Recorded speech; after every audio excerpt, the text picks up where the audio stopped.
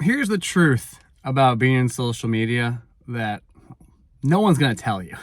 Like, as someone who has operated in the framework of social media, I got like 450,000 followers on Instagram, 38,000 maybe on here, 50,000 on TikTok. I've been doing Instagram for a long time, which is probably why there's so many followers. So I'll get to that later on in a bit. But I've operated on Instagram for a while, whether it's getting people to train with me, they see my stuff, they find it interesting, I'm a trainer, whether it's some programs people can join. My footprint is digital. An example would be someone who is in person would be, oh, I've heard word of mouth of this trainer who's in my town. People speak about him. The person has local products they've worked with, like people they've trained for a very long time. They get better at the sport. Someone has a lot of ground, boots in the ground kind of work, versus a digital footprint is very different. Digital footprint can reach anybody. So not always everything you do is useful for everybody. And at the same time, you're at the mercy of the algorithm. And we'll get to that here in a second. So first and foremost, let's just talk about social media. And the reality is, when you engage with and interact with posts that you see on social media, that people you don't follow, you're typically interacting with like the best of the best. More times than not, right? If you go to Instagram Reels, it's not going to show you non-viral content. It's going to show you viral content. And if you go to the Explore page, it's going to show you popular things more times than not, unless you have curated something that is specifically for you. So as a user, what you engage with is really important because you as a producer have to relate to that. Now, there's a couple things you're going to realize. Number one is odds are you're not going to be as good as someone who's the best. So you cannot totally hang your hat on pure virality. There are certain public figures out there, certain individuals who just make absolutely viral content. And the reason why they go viral is kind of one of three reasons. One, they are extremely funny at what they do. So there's certain people who are just comedy stuff, and they have a niche, they have comedy. We like to share humor on social media. I don't want, maybe not funny, but extremely niche and good. I would say comedy because I share lots of memes personally. But there's also like news. Andrew Huberman, who's an extreme expert, also with a very, very diligent production style. But you're going to deal with the niche of the niche, right? Typically, those individuals fill certain categories and traits. They are unique in their own way. They have something that's constantly engaging that you want to go and see, whether it's news, information, or just funniness, because funniness, that's even a word, is utility. You can share it to your friends and you guys share humor. Then there is like the 99% of everyone else who exists on social media, and that is someone who has to engage with their followers. So they build a following versus sticking to or trying to hang their hat on virality. So building a following, you might share posts like this here. You might do stuff where you only have 1,000 people that follow you, but those 1,000 people all engage with your content. You're trying to curate a community. And this is a far more sustainable means as someone who operates online because it's less subject to the algorithm. People who follow you in this realm typically are individuals who follow you across different platforms, and they'll want to seek out your information at a deeper level. Typically people like trainers, nutritionists, people who give self-help advice, anybody who operates in a field that they garner information, cooks, chefs, that you can then use to yourself are these type of individuals. More times than not, it's really difficult to just be a pure storyteller, like someone who documents their life and say, hey, this is what I do every day, like a day in life person, because not everyone is engaged in that day of life person unless there's a purpose or a reason.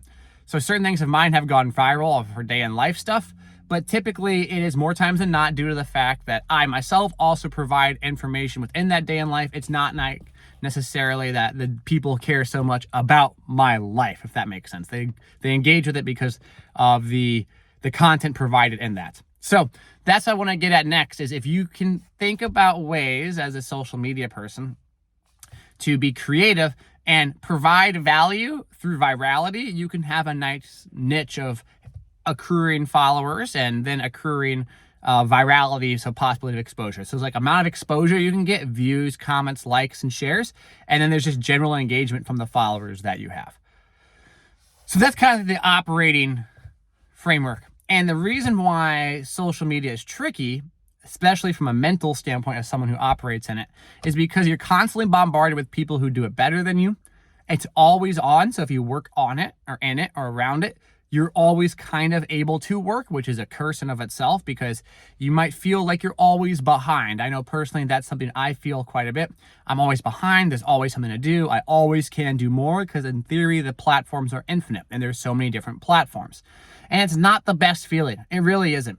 It can lead to anxiety. It can lead to concern. It can lead to doubt. It can lead to conflict. Some examples would be, I might be doing a post. I might see someone else do a post. They might do a post that I don't agree with. That not only frustrates me because I don't agree with it, but then you see oh my gosh, they get more followers or more likes and they can sell more products. And then you get concerned like, oh no, am I doing something wrong from a business standpoint? And you have to weigh this against you and your true self. Like, I'm a person personally who just really enjoys the opportunities social media provides. I'm allowed to do really cool things. I can play basketball. I can train people. And keeping the social media presence is important for me because I can share stuff that people really do genuinely connect with, which is really awesome. I can share stuff that makes me happy. I can do stuff that makes me happy versus if I just ran it from a pure business standpoint, the dollar signs would be the goal. You'd run the risk of kind of driving out your audience because they think you're a sellout. You run the risk of pissing off an algorithm. You run the risk of not being yourself, and that's not sustainable. So then if you start trying to sell stuff and do things a certain way, the next thing you know, it becomes a really conflict of self, because in a way you're curating a digital person that is yourself online. So trying to be yourself is really important, and try and differentiate. I have a passion, or balance. I have a passion for the stuff I do. I enjoy this. I think it's funny. I have creative outlets that social media provides. At the same time, like the true frustration that comes with it being always in your pocket, it always being a part of you. Everything we operate in some form or fashion is now social media. Whether you're watching an ESPN clip on TV, you're watching a football game, but you know the football game's occurring on social media. And as a producer of creator of content, it provides some level of angst, I guess, in a way that as a consumer it didn't provide. As a consumer, you just kind of ignore it, or you think of it as an add-on to something.